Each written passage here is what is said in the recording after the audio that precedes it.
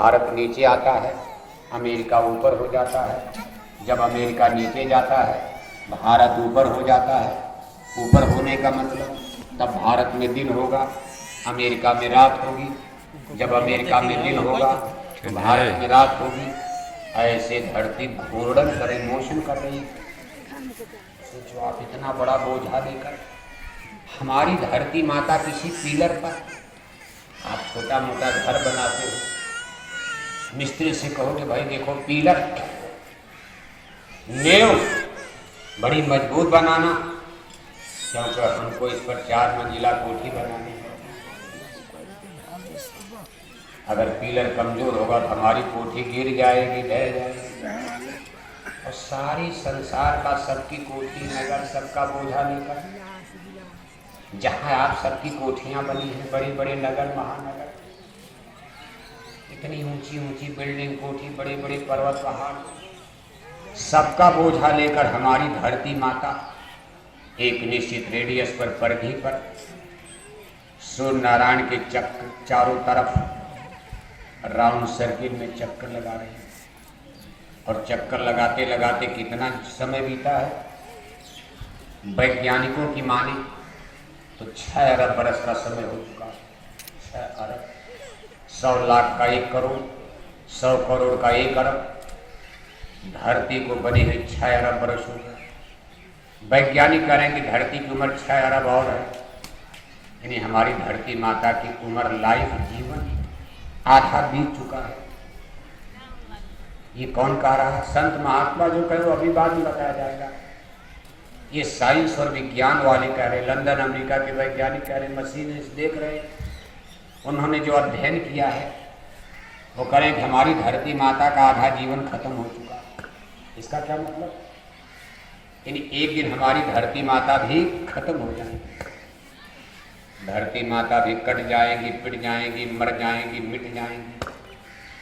ये मिट कैसे मिट जाएगा? धुआं हो जाएगा। अगर इसमें बहुत बड़ा विस्फोट होगा, बहुत बड़ा भयंकर विस्फोट, जैसे कोई बम फूटता, ऐसे हमारी धरती माता में एक बहुत बड़ा विस्फोट होगा। इसके चिथड़े चिथड़े उड़ जाएंगे, धरती आसमान में गैस का गोला धुआं बनकर धूल आसमान में समा जाएगी। ये बड़े बड़े हिमालय पर्वत पहाड़ सब धुआं बन जाएंगे, गैस का गोला बन जाएंगे, अता पता नहीं चल। फिर हम लोग कहाँ जाएंगे? कभी आप इस पर विचार करते हो? ये वैज्ञानिकों का कहना है जो आपको इतना सब कुछ खेल खिला रहे हैं। इंजीनियर डॉक्टर बनकर आप भगवान को भूल रहे हो, और विज्ञान कह रहा कि धरती माता आधी उम्र खत्म है। इसी तरह सूर्य भगवान का भी आधा जीवन खत्म हो चुका, आधा जीवन उनका भी बचा, वो भी धुआं हो जाएंगे। इसको हमारे संतों महापुरुषों ने, स्पिरिचुअल लिटरेचर्स, आध्यात्मिक ग्रंथों ने लाखों बरस पहले लिख दिया। इसको उन्होंने महाप्रलय नाम दिया है। जब धरती माता, सूरज, चाँद, तारे मिलते हैं, इसको हमारे ग्रंथों में महाप्रलय नाम दिया गया है। इस महाप्रलय का जिक्र किया, कहा सब मर जाए शब्द नहीं मरता। कहा ये यूनिवर्स, ब्रह्मांड जो देख रहे हो, एक दिन सब खत्म हो जाए। कई बार खत्म हो चुका है। जैसे चटाई बिस्तर सुबह उठ करके अपना लपेट देते हो, इसके बाद जब फिर सोना होता है तो फैला देते हो, फिर अगले दिन लपेट कर रख दिया। ऐसे ब्रह्मांड सिमट जाता और फिर बनाने वाला इसको फिर बनाते उसी कला में। इसको प्रलय नाम दिया गया है। साहब कबीर ने इसका बड़ा अच्छा बयान किया। साहब कबीर देखो 600 बरस पहले, नाम आपने, बड़ा नाम है संतों की लिस्ट में साहब कबीर का। संत सदगुरु, the great master of spiritualism, उनको संत सदगुरु। इस कलयुग में, वर्तमान समय में, वर्तमान कलयुग में संसार का सबसे श्रेष्ठ प्रथम संत सदगुरु कहा जाता है। साहब कबीर काशी नगरी में बैठ करके अपने बहुत बड़े बड़े ग्रंथ लिखे। उन्होंने एक जगह महाप्रलय के बयान किया है कि जब महाप्रलय आती है तो क्या होता। कहा भाई सब मर जाए शब्द नहीं मरता। कहा ब्रह्मा भी मर गए, अब बताओ तो भगवान है। हम लोग यही मानते भाई ब्रह्मा विष्णु शंकर ये तीनों भगवान हैं। और साहब कबीर का बयान आ रहा है, स्टेटमेंट दे रहे हैं। और कहाँ दे रहे हैं? काशी नगरी में, जो पंडितों का विद्वानों का गढ़ है कर्मकांड का। भगवान भोले शंकर की नगरी है काशी, जहाँ ब्रह्मा विष्णु शंकर को भगवान मानकर काशी बनारस ऐसी नगरी में कोई ये कहते भगवान ब्रह्मा मर जाएंगे।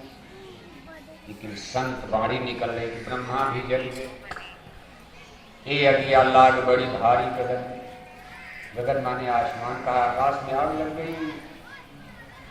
कहा जब ये आग लगी, कहा ब्रह्मा भी जल गए, विष्णु भी जल गए शंकर जटाधारी गगन में।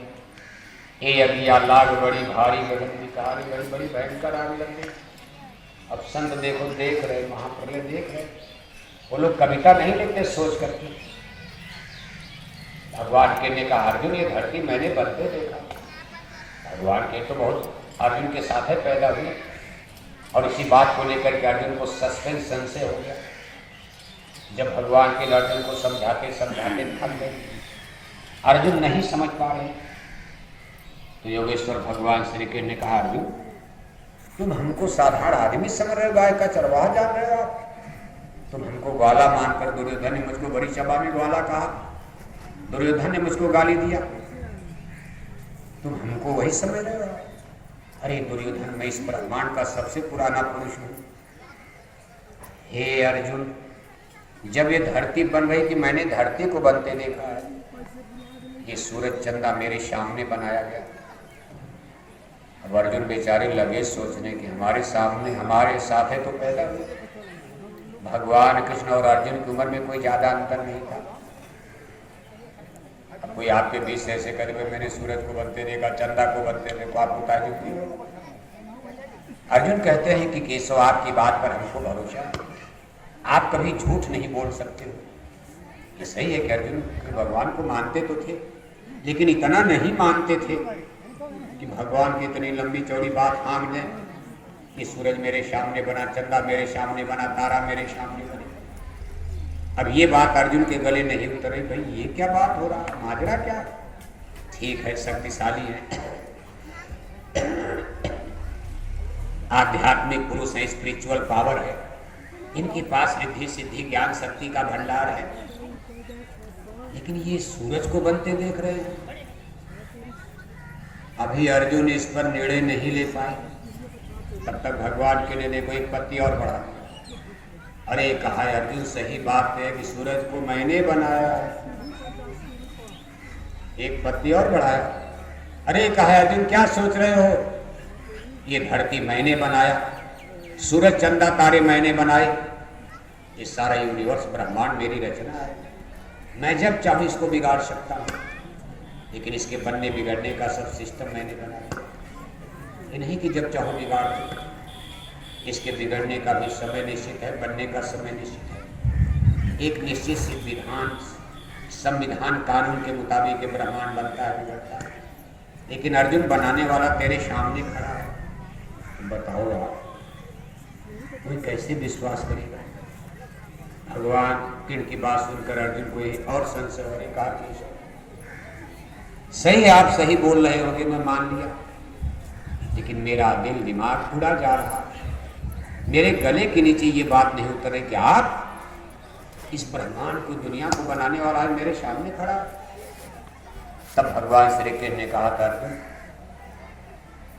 ये हाड़ मास का शरीर तो मैंने धारण किया है थोड़े दिन के लिए, लेकिन मेरा असली रूप तो ये विशेष रूप, जिस रूप में मैंने ब्रह्मांड को बनाया है वो मेरा ब्रह्म स्वरूप ईश्वरी स्वरूप है, और इतना विशाल है, भयंकर, उसमें इतनी ऊर्जा एनर्जी है।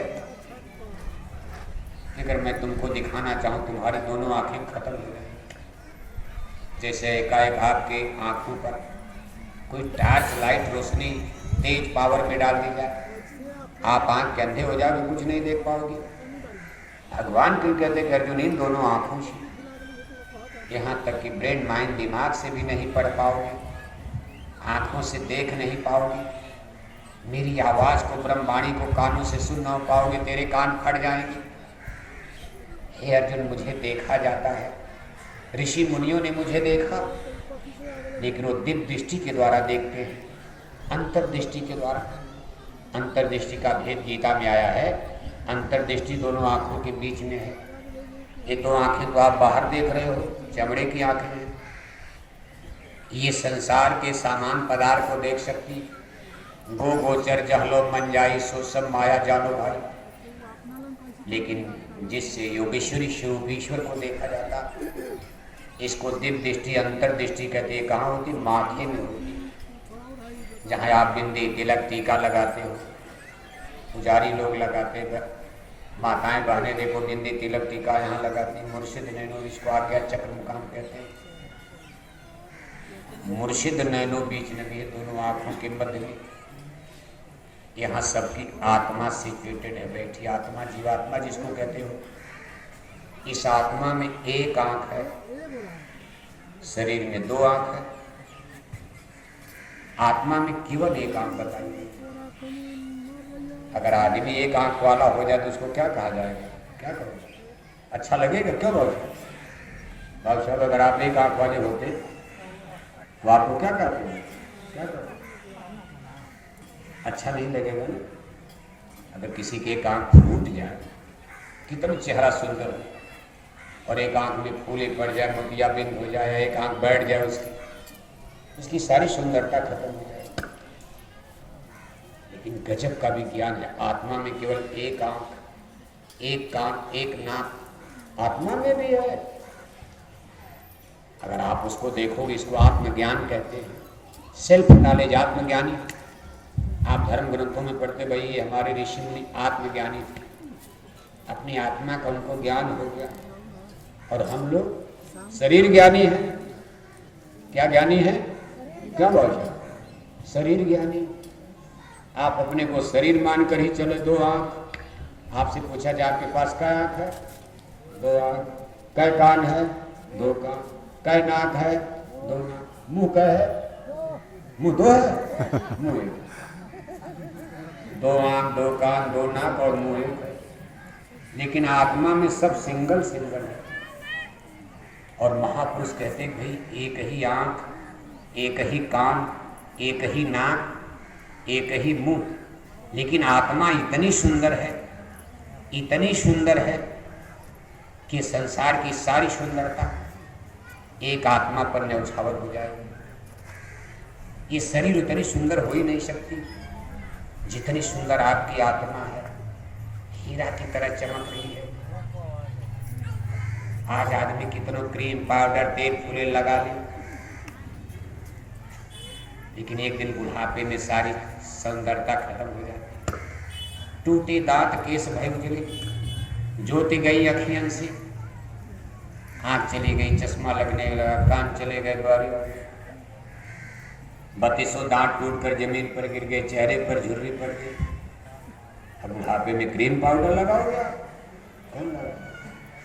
बुढ़ापे में लगाओगे, घर वाले हंसेंगे, कभी देख रहे हो दादा दादी का बुढ़ापे में भी शौक नहीं, अरे मरने का समय आ गया, क्रीम पाउडर लगा रहे हो।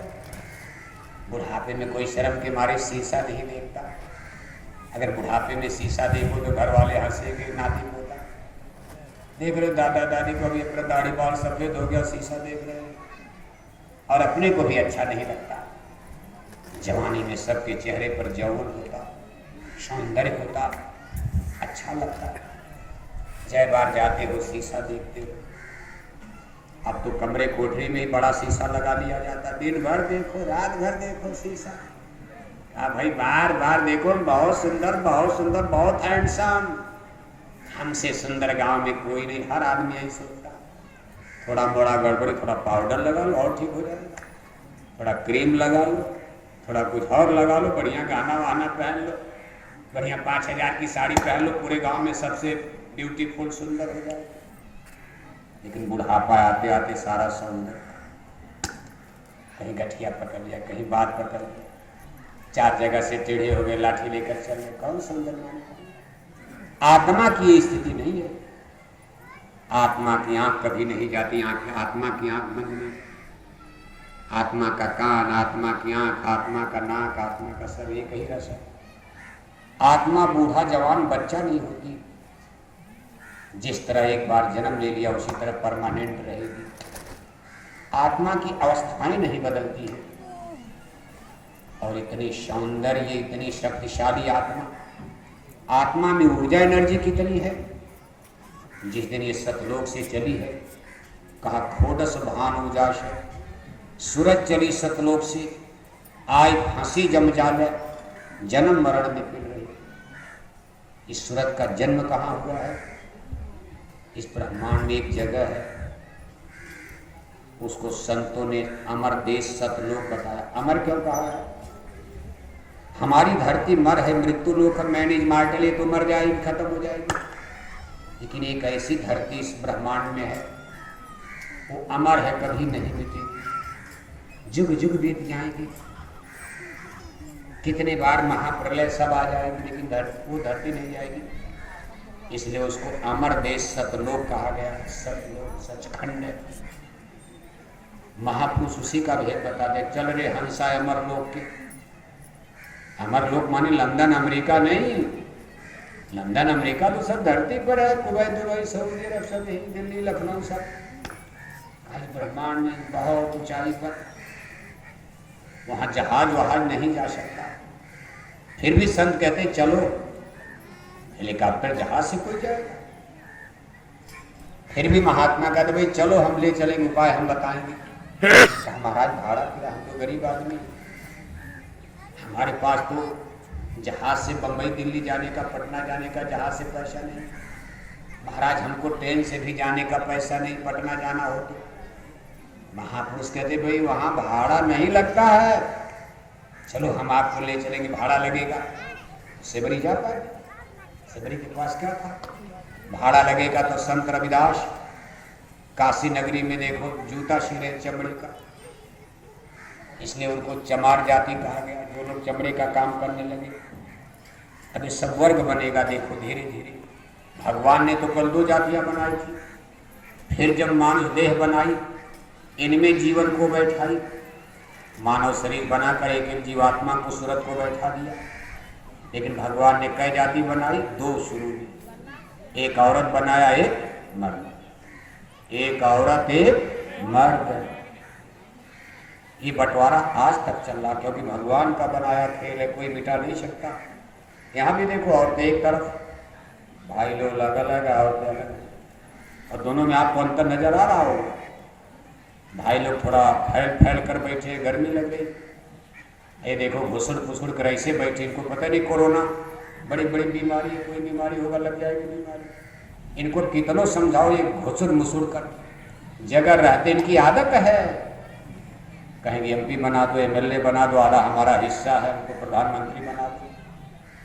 लेकिन अभी तक बैठने का भी शहूर नहीं आता। कितनों जगह घुसड़ फुसड़ के जैसे कोई मार रहा है इनको। ये ईश्वर कुदरती विधान है, ये ईश्वर का बंटवारा है। दुनिया में कुछ काम ऐसे हैं जो पुरुष कर देगा, औरतें नहीं कर पाएंगे, और कुछ काम ऐसा है जो औरतें कर देंगी, पुरुष नहीं कर पाएंगे। भगवान ने सिस्टम बनाया, क्यों बना दिया? इस सृष्टि को उनको इसी तरह चलाना था। वे औरत और मर्द के संयोग से बेटे बेटी पैदा होते रहेंगे, मरते रहेंगे, फिर पैदा होंगे। अगर मान लो ऐसा ना होता, हम सब लोग मर जाते, तो सृष्टि खत्म हो जाती। उनको सृष्टि को चलाना है, इसलिए उन्होंने देखो 2 भाग बना दिया। शरीर तो एक ही है, औरत में पुरुष में मसाला तो एक ही लगाया। जैसे मिट्टी का बर्तन बनता है, तमाम किस्म का बर्तन, तमाम किस्म का खिलौना कारीगर बनाता, लेकिन मसाला एक ही है, मिट्टी। गिरेगा सब फूट जाएगा। ऐसे ही सबकी शरीर, चाहे औरत की चाहे मर्द की, इसमें मसाला सब में 5 लगाया। क्षितिजल पावक गगन सरीरा, जल पृथ्वी अग्नि वायु आकाश, 5 मसाला। अब इसी में थोड़ा डेंट पेंट डिजाइन कलाकारी अलग अलग करके सबका चेहरा महरा सकल सूरत थोड़ा थोड़ा डिफरेंस। तो कितना उनके पास सांचा है। सगे भाई भी कुछ न कुछ अंतर मिलेगा। आप अंगूठा देख रहे हो, आज के वैज्ञानिक युग में ताज्जुब होता। आपके अंगूठे के निशान पर आपके बैंकिंग की सारी कार्रवाई सरकारी दफ्तर में चल रही। आपका बैंक में अंगूठा लगता पैसा निकालने, सगा भाई भी जाए अंगूठा लगाए नहीं निकलेगा। इतने बड़े अंगूठे में पूरी दुनिया की रेखाएं अलग अलग हैं सबकी। कोई तो मैच कर जाता, आपका पैसा निकाल लेगा जब अंगूठा लगाना है। सगा भाई कम से कम लगा देता, मिल जाएगा। बाप लगा देगा, बेटे का अंगूठे का निशान मिल जाएगा, पैसा निकल ना लगेगा। मशीन पर पैसा अंगूठा लगाते हो, आपके आधार कार्ड से जुड़ा आप ही का अंगूठा लगेगा, भाई का नहीं लगेगा। फिर गांव वाले रिश्तेदार का कहाँ लगेगा? कितना बड़ा उसका आर्ट है, सबके अंगूठे की रेखाएं अलग अलग। पूरी दुनिया में कितने आदमी, आज 7.25 अरब की आबादी है, लेकिन किसी 2 आदमी के अंगूठे की रेखाएं एक नहीं हो सकती। बताओ 7.25 अरब। अगर ऐसा होता तो सरकारें ऐसा कानून लगाता कि बाबा धोखा हो जाएगा, कोई अंगूठा लगा करके किसी का पैसा निकाल लेगा बैंक से। ये कुदरत की कारीगरी, लेकिन मसाला सबका एक है। डिजाइन थोड़ा अलग अलग कर दिया, औरत का अलग मर्द का अलग। लेकिन जब आप आत्मा रूप में थे तब कोई जेंडर भेद, न कोई औरत, न कोई मर्द, न कोई बच्चा, न कोई बच्चा।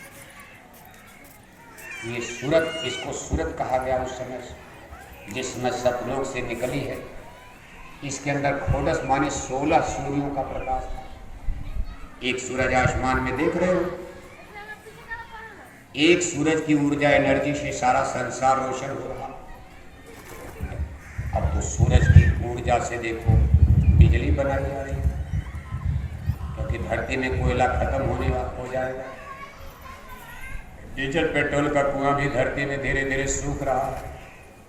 तो लोगों को चिंता हो रही है, कल कोयला खत्म हो जाएगा, धरती में से निकाला जाता, भंडार खत्म हो जाएगा एक न एक दिन, और सब खोद कर निकाल लोगे। कहीं भूकंप आया पूरी धरती, तो झारखंड, छत्तीसगढ़, बिहार सब समुद्र बन जाएगा, खत्म हो जाएगा। इसलिए कहा जाता है धरती ज्यादा मत खोदो, मत कोयला निकालो। और डीजल का कुआं भी दुबई से जहाँ निकलते वहाँ खत्म हो रहा। अब एक नई खोज आ गई, एक सूरज की किरणों से जो ऊर्जा, एनर्जी, पावर है, शक्ति है। अब इससे हमारी रेलगाड़ी, हमारे घर के सारे काम चलेंगे। रेलगाड़ी चलेगी, कार मोटर चलेगी। इसको सौर ऊर्जा, सोलर एनर्जी, सौर ऊर्जा कहा जाता सूरज के द्वारा। और सूरज की जो ऊर्जा है ये इतनी जल्दी खत्म होगी नहीं। आप कितना खींचो आप। अब आप सोचो, एक ही सूरज